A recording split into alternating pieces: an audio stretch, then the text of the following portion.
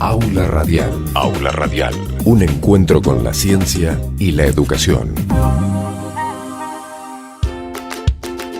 Hoy en Aula Radial hablamos de plantas nativas, producción agroecológica y soberanía alimentaria. ¿Sabías que las plantas nativas o silvestres son aquellas que crecen en el área biogeográfica de donde son originarias, independientemente de los límites políticos de provincias y o países? Las plantas nativas son aquellas que durante miles de años fueron adaptándose a las condiciones químicas de salubridad, acidez o alcalinidad del suelo de una determinada región geográfica, como así también a las condiciones de temperatura, vientos o los regímenes de lluvia. Pero también están las plantas introducidas y los yuyos. Tamara Sánchez, integrante del colectivo por la soberanía alimentaria de Tierra del Fuego, nos amplía algunos de estos conceptos. Los conceptos de plantas silvestres, nativas, yuyos, vienen siendo estudiados por diferentes áreas de la ciencia, conceptualizados. También nos llegan información de saberes ancestrales, entremezcladitos con voces populares y, resumidamente, tomando un poquito de cada área, me sale decir que se les llaman plantas silvestres para distinguirlas de las que son intencionalmente cultivadas. Crecen espontáneamente en diversas áreas y pueden ser nativas o no. La planta nativa es la propia de un lugar. En cambio, la introducida es la que fue introducida intencionalmente o no por humanos en sus diversas actividades. La Patagonia tiene un vasto territorio en el que se distribuyen plantas y árboles con propiedades medicinales, protagonistas de fábulas o de uso gastronómico. Algunas son nativas y otras no. Lo cierto es que dan identidad a la región. Los yuyos son en Argentina nos referimos a las hierbas, a las plantas medicinales, pero esta palabra aparentemente proviene del quechua, que ellos la utilizarían para referirse a todo tipo de hierbas. Hoy en Aula Radial hablamos de plantas nativas, producción agroecológica y soberanía alimentaria.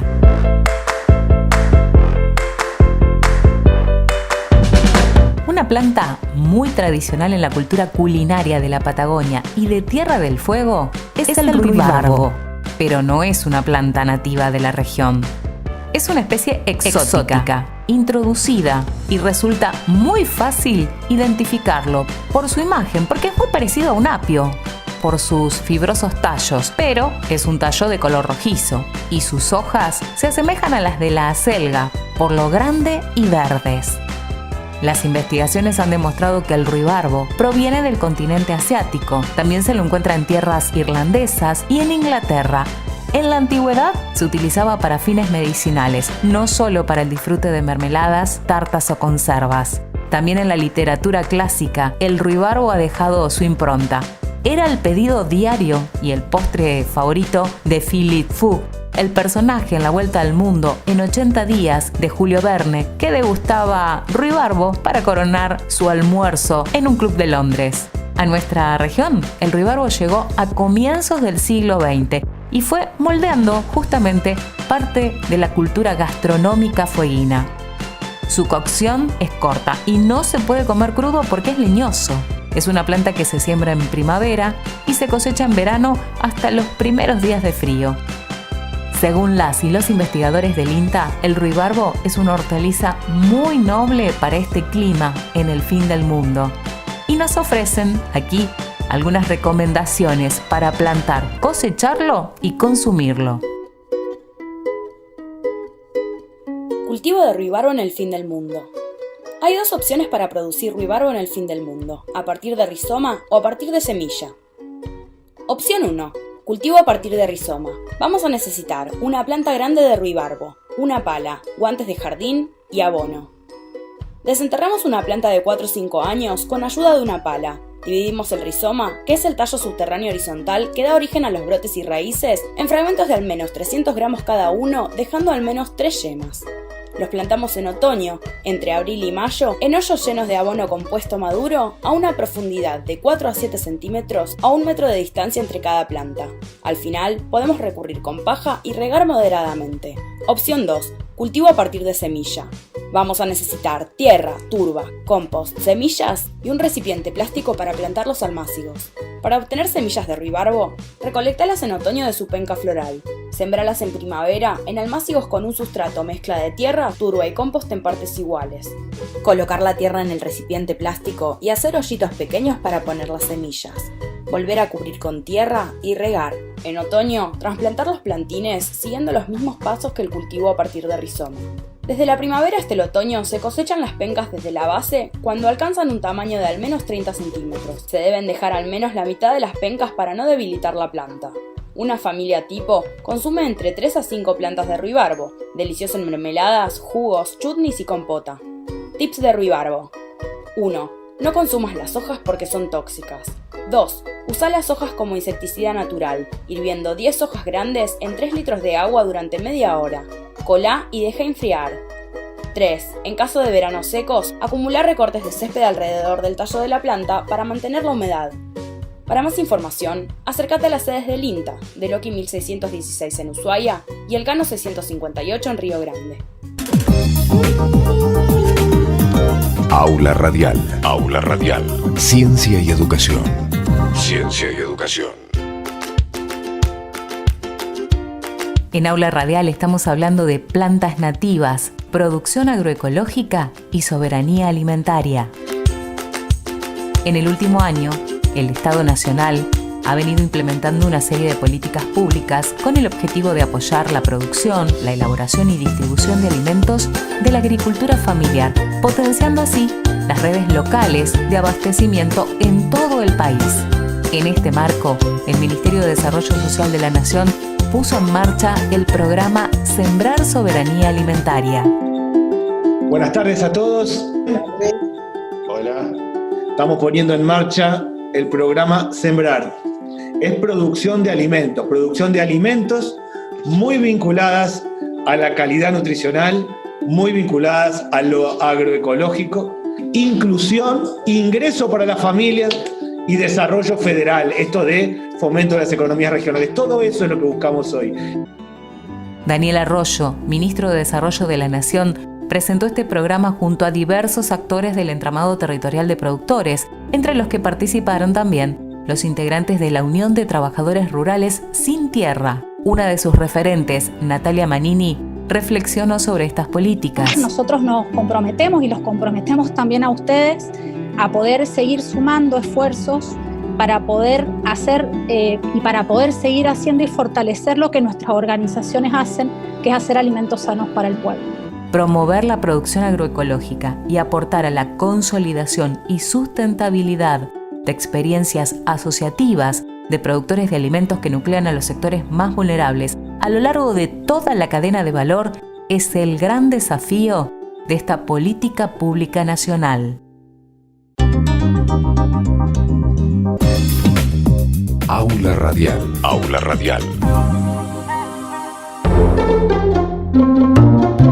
En la región patagónica, el INTA, el Instituto Nacional de Tecnología Agropecuaria, un organismo con más de 50 años de vida en el país, lleva adelante el programa ProHuerta Tierra del Fuego, donde a través de la extensión y la transferencia de tecnología promueven proyectos para el desarrollo de la agricultura familiar con enfoque en la producción autosustentable y desde una perspectiva de soberanía alimentaria. Hace mucho tiempo que estamos con un programa que es ProHuerta, que está financiado por el Ministerio de Desarrollo Social. Lo administra el INTA y el INTA tiene toda la capacidad técnica para llevarlo adelante. Es un programa que te da las herramientas para que vos puedas producir tu propio alimento. Por eso es que en ese programa se reparten semillas, frutales, frutillas. Ahora estamos con la semilla de ajo. Paulo Gea, jefe de agencia, también nos contó cómo trabaja el INTA en la isla. Tiene una regionalidad muy fuerte. Cada lugar cada agencia condiciona el programa a lo que el clima, la sociedad demanda, ¿no es cierto? Y bueno, y la capacidad operativa también de cada agencia. Este programa en Río Grande lleva más de 20 años. Y bueno, la idea es que vos si en un año cumplimentás con todo lo que el programa te pide, que las capacitaciones, llevas las semillas, las sembradas, qué sé yo, podrías armarte tu propia huerta, inclusive con algunos pollitos, que es un complemento proteico de la huerta. El ingeniero agrónomo Paulo Gea, jefe de Agencia Río Grande, nos explica ahora por qué es importante producir nuestros propios alimentos. Creo que es un derecho. Este programa empezó allá por el 2000, cuando la ministra Alicia Kirchner en ese momento toma el programa y le interesa, que aporta un montón de dinero para esto, lo ve importante, qué sé yo, y en ese momento el programa era pro huerta, pero tenía su programa que era el hambre más urgente, era para paliar el hambre del momento en los años 2002, 2003.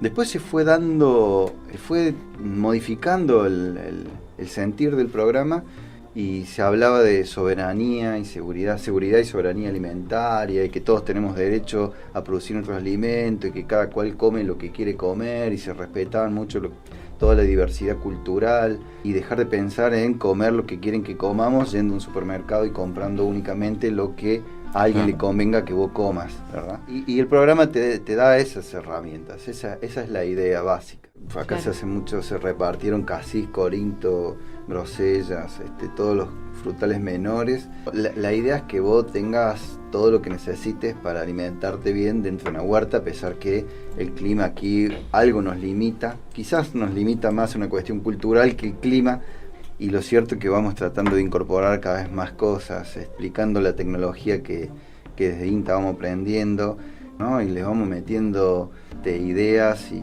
pilas para que también la gente se enganche, porque la verdad que no nos importa si lo tuyo es una maceta, porque no tenés patio y entonces lo único que tengo es un romero, un orégano y una salvia en la ventana de mi departamento, o si tengo un patio con una quinta, con un invernadero, no nos interesa. Lo importante es que hagas algo, porque hay una transmisión cultural que es lo que nos importa. Vos sabrás bien por qué, pero se fue perdiendo y la idea es volver a eso. Digo, si todos tenemos una huerta en mi casa o algo, digamos, creo que la crisis sería un poquito más suave, ¿no? Creo. Hoy en Aula Radial estamos hablando de plantas nativas, producción agroecológica y soberanía alimentaria.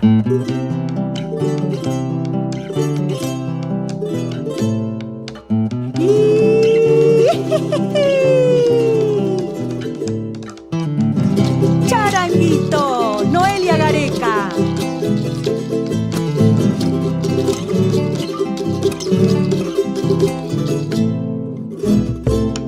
Adentro Caro. El arca la pasionaria, te de burro rica rica, el quimpe la sombra y toro palo amargo manzanilla, chancalagua y toronjil, chachacoma te de ruda, eucaliptus y albahaca palo chango muña muña. Bailecito de los yuyos que armonizan nuestras almas, herencia de las abuelas, fruto de la Pachamama. La la la ira la ira la, la la ira la la la la ira. Bailecito de los yuyos que armonizan nuestras almas. Dos, dos, dos, dos, dos.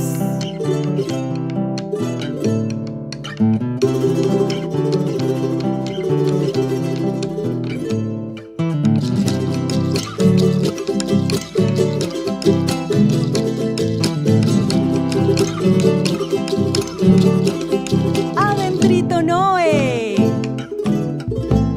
la pulmonaria y el sauco, la jarilla con el maico, la valeriana, el cedrón y la cola de caballo.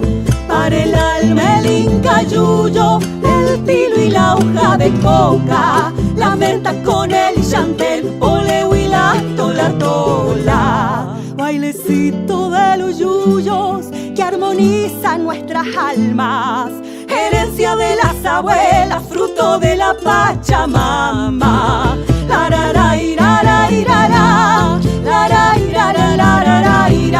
Bailecito de los yuyos que armonizan nuestras almas.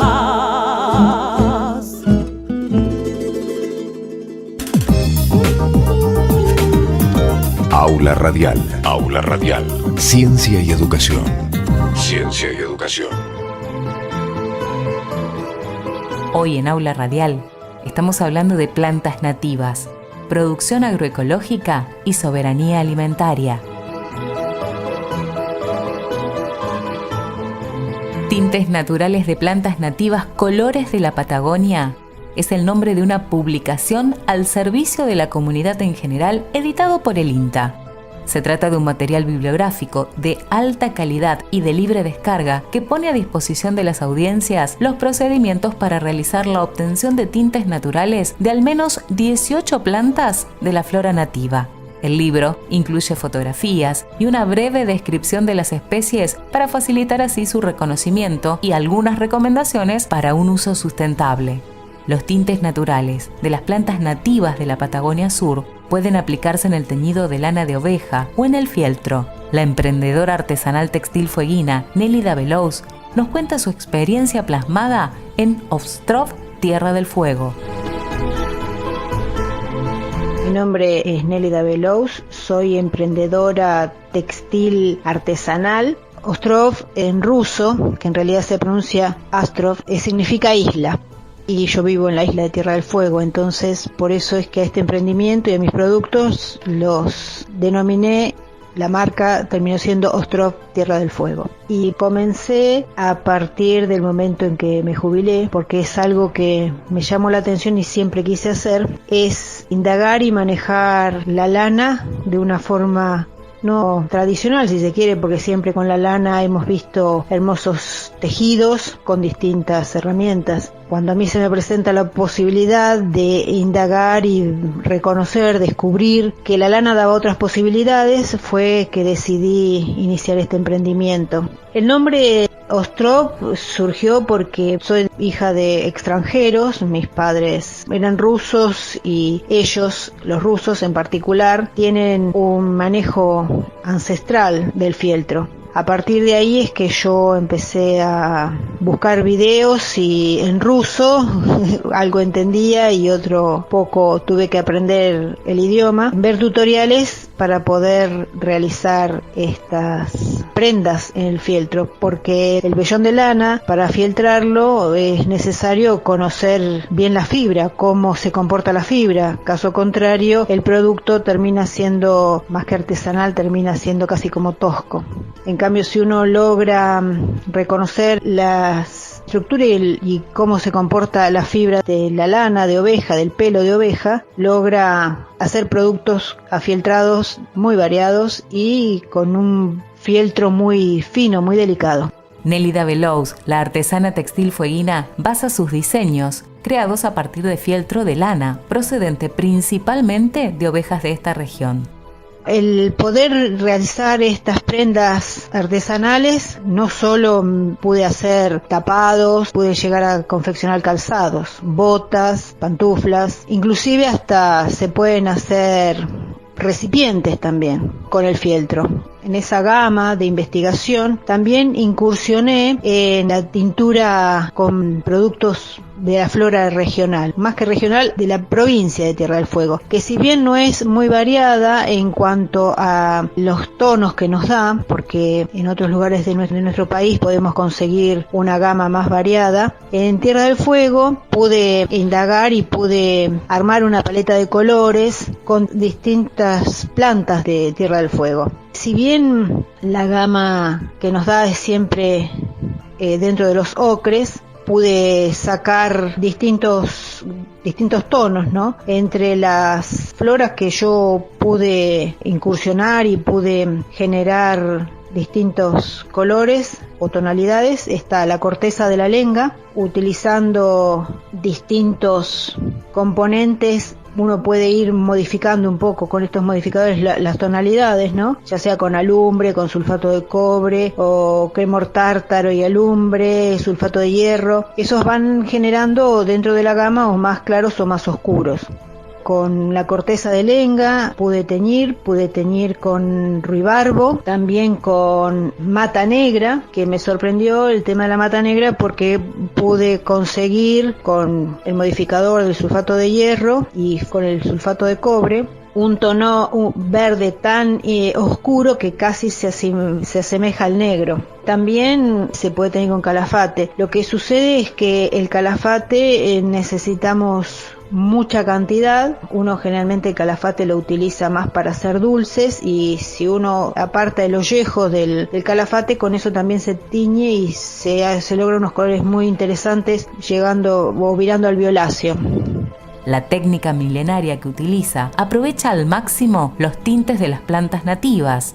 Esto tiene un valor agregado en términos de salud, ya que se trata de tintes no contaminantes. Es importante poder utilizar la flora autóctona por varias razones. Primero, porque es un bien renovable si uno lo usa adecuadamente y respetuosamente. Segundo, permite que el teñido de la lana sea hipoalergénico, ¿no? Porque si alguien es alérgico a los tintes químicos, usando un tinte natural, se evita eso y entonces es más saludable. También permite que sea más confortable, ¿no? Porque uno tiene la seguridad de que un tinte natural, al no ser tóxico, uno puede utilizarlo también para indumentaria en los niños, en los bebés, en zapatitos, en lo que fuera, y sabe que está tranquilo de que eso no va a generarle ninguna reacción a quien lo use.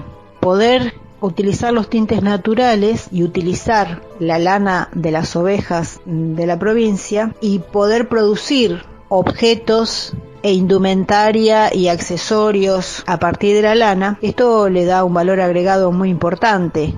Primero a la lana, porque la estamos utilizando y estamos disfrutando de una forma diferente al tejido que tradicionalmente se utiliza. Segundo, al estar teñidos con tintes naturales, ese valor agregado hace que esa prenda tenga mayor cantidad de propiedades, ¿no? Porque tenemos la certeza de que no va a generar ningún tipo, no tiene alergénicos, entonces eso es más seguro. Eso nos permite también hacer que los productos regionales sean más valorizados, ¿no?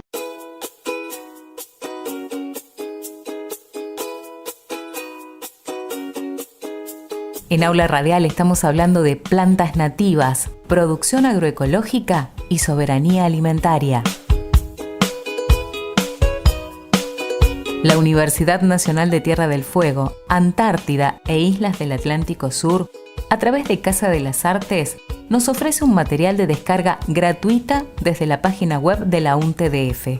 Se trata del herbario medicinal del bosque fueguino, que fue desarrollado y diseñado por Matías Beltrame, fueguino, especialista en permacultura, con la compañía de Teresita Asprela, una artista visual de la ciudad de La Plata.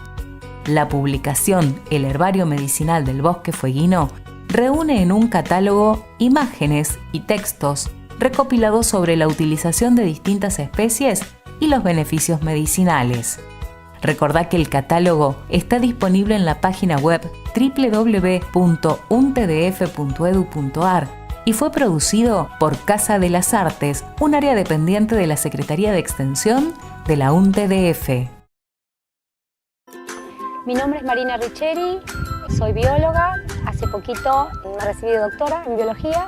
Primeramente fui licenciada y estudié en Madrid, una facultad muy linda de la Universidad Nacional de la Patagonia, San Juan Bosco, y desde el inicio de la carrera me interesaron mucho las plantas, pero sobre todo la relación de las personas con las plantas. Marina Richeri, doctora en biología e investigadora de la Universidad Nacional de la Patagonia Austral, nos cuenta sobre otros usos de las plantas nativas, en este caso en materia medicinal. Las plantas tienen muchísimos usos, no solamente la flora nativa en general, sino cada especie puede tener muchos usos, y a eso le llamamos versatilidad de uso. Las plantas de la Patagonia son muy versátiles. Una especie se puede usar para muchas cosas y eso acrecienta el valor de cada especie. Básicamente, el uso más importante y principal de las plantas acá en Patagonia es el uso medicinal, sobre todo porque hay pocos hospitales, las personas no acceden muy fácilmente a atención médica oficial, entonces recurren de forma confiada a las plantas, que fueron el recurso medicinal de sus padres, de sus abuelos y de todas las generaciones anteriores a ellos. De todas maneras, hoy en día en la meseta conviven un montón de sistemas médicos.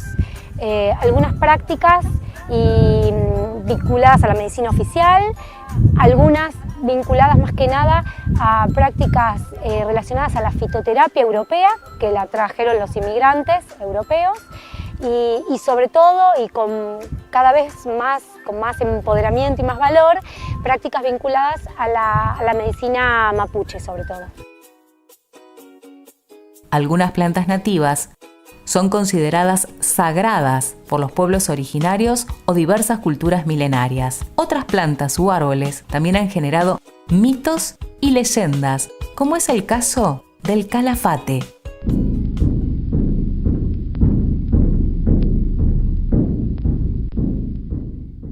Mis audiocuentos presenta la leyenda del calafate.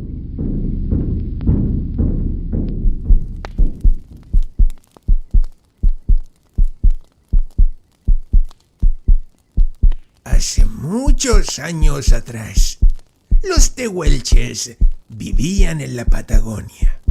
Y es por esa razón que también se les conoce como patagones.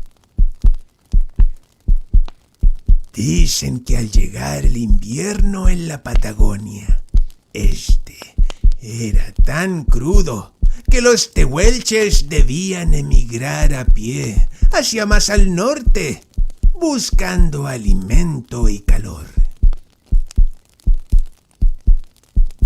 Cuentan que cierta vez, en una de esas largas caminatas, mientras buscaban un lugar mejor para vivir, una anciana curandera de la tribu, llamada Conex, no pudo seguir caminando debido a su avanzada edad.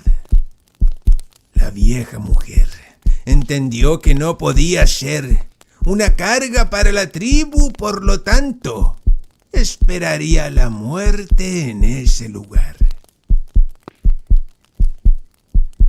Fue entonces, como manda la tradición, que las mujeres de la tribu comenzaron a confeccionar un toldo con pieles de guanaco, añadiendo en él abundante leña y alimentos para que la anciana pasase sus últimos días con tranquilidad.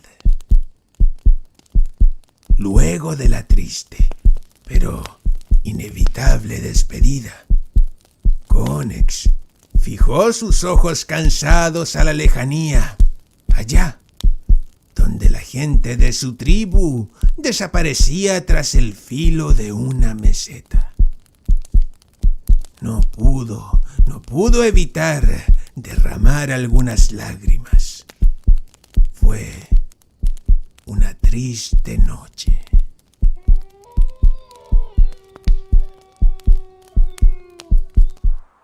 Un crudo invierno pasó por ese lugar, un eterno y cruel invierno. Nadie podría sobrevivir a semejante castigo de la naturaleza. Nadie. Pasaron muchos soles y muchas lunas, hasta que la llegada de la primavera trajo consigo los primeros brotes de los árboles, dando la bienvenida también a los alegres cantos de las golondrinas, los chorlos, los chingolos, las charlatanas cotorras, que se posaban alegres en los cueros del hogar de Conex. De pronto, y para sorpresa de muchos, incluido quien les habla, se escuchó la voz de la vieja curandera que, desde el interior del toldo, las reprendía por haberla dejado sola durante el riguroso invierno. Un chingolito, tras la sorpresa, le dijo que se habían ido porque en otoño el alimento escasea. La anciana le respondió que comprendía y que por eso a partir de ese día tendrían alimento en otoño y abrigo en invierno. Así nunca se quedaría sola.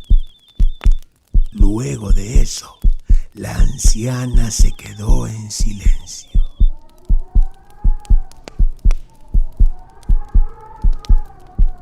De pronto, una fuerte ráfaga de viento empujó con tal violencia el toldo que volteó los cueros que lo cubrían. Y en el lugar de donde aquella voz apareció, no estaba la anciana, pues ahora había un hermoso arbusto espinoso de perfumadas flores amarillas. Al llegar el verano, las delicadas flores se hicieron fruto y antes del otoño comenzaron a madurar, tomando un color adulcorado de un exquisito sabor. Cuenta la leyenda que desde aquel día algunas aves no volvieron a emigrar más. Fue así que los tehuelches, los patagones, luego de regresar, también lo probaron, adoptándolo para siempre y así esparciendo sus semillas en toda la región, adoptando la leyenda conocida hasta hoy como el que come calafate siempre vuelve por más.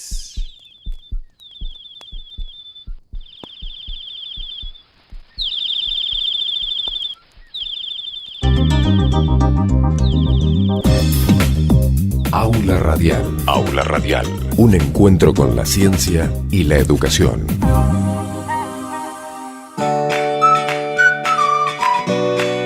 Hoy en Aula Radial estamos hablando de plantas nativas, producción agroecológica y soberanía alimentaria. El interés por las plantas nativas y la soberanía alimentaria moviliza a distintos colectivos, asociaciones e instituciones. Por este motivo, este viernes 25 de junio se realiza en Tierra del Fuego y de manera virtual un conversatorio sobre plantas nativas y las introducidas. Nélida Pal, de USIN, Colectivo por la Soberanía Alimentaria de Tierra del Fuego, nos formaliza la invitación. Hola a todos y todas.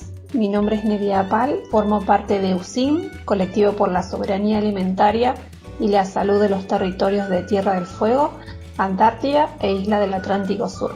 También coordino el proyecto de Biblioteca Verde en una biblioteca popular llamada Alfonsina Storni que se localiza en la ciudad de Ushuaia. En esta ocasión los quiero invitar al conversatorio Entre mates y yuyos, encuentros sobre plantas nativas y silvestres de Fuego Patagonia, que se desarrollará el viernes 25 a las 17 horas.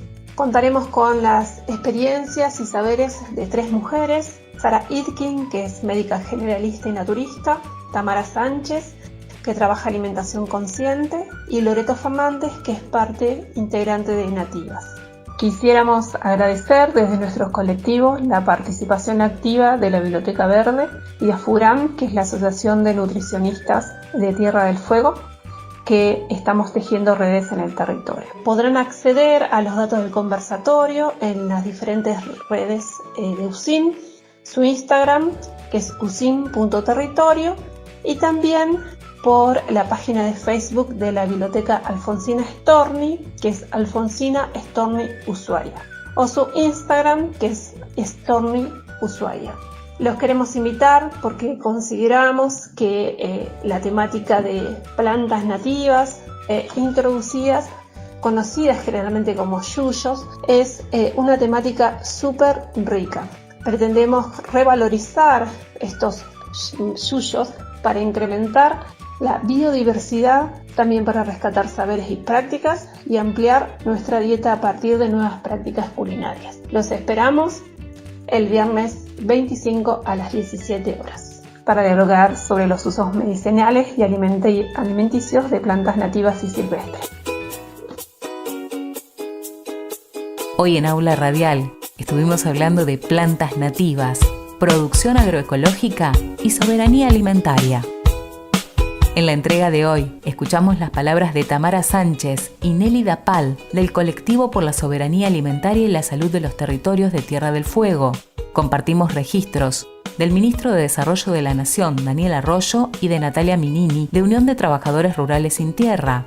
Escuchamos las producciones de INTA en las voces de sus comunicadores y del extensionista Paulo Gea, jefe de Agencia Río Grande. Escuchamos la experiencia de Nélida Belous, emprendedora artesanal textil. También a Marina Riccieri, investigadora de la Universidad Nacional de la Patagonia Austral.